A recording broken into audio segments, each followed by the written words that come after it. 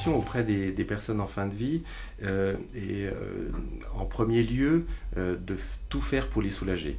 C'est-à-dire que ces personnes se plaignent de douleurs, se plaignent de symptômes, se plaignent de troubles qui leur rendent la vie inconfortable et qui même quelquefois peut les amener à dire mais il faut que ça aille vite.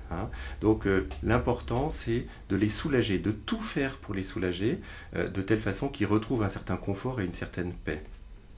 Ensuite, une fois que tous ces troubles ont pu être soulagés, apaisés, et en même temps qu'on peut les apaiser, c'est accompagner les personnes dans tout le cheminement qu'ils ont dans la confrontation à la mort, dans la confrontation à la maladie grave, dans la confrontation à l'idée de la séparation avec leurs proches.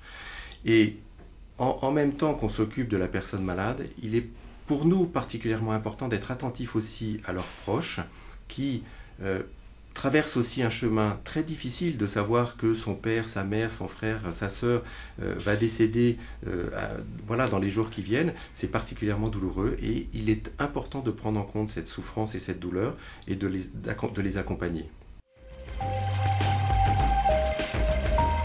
J'ai pas envie de parler de moi ou de ma perception, mais peut-être de parler de quelques situations.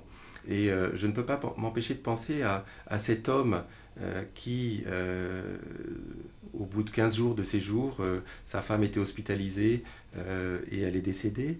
Et après ces 15 jours d'hospitalisation, cet homme m'a dit « Docteur, je pense que ce sont peut-être les 15 plus beaux jours de notre vie ».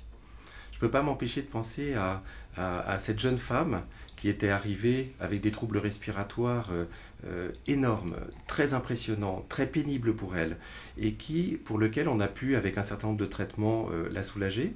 Et puis, elle avait eu des remaniements au niveau de la face qui faisaient qu'elle avait certaines manifestations qui faisaient qu'elle ne se sentait pas belle, et on a proposé à l'esthéticienne de venir la voir. Et après, elle m'a dit, écoutez docteur, avec ce que vous m'avez proposé comme soulagement, avec les soins que vous m'apportez, vous m'avez permis de redonner un petit peu de vigueur à ma petite flamme qui était en train de s'éteindre. Donc je crois que c'est vraiment ce que les gens ont à vivre.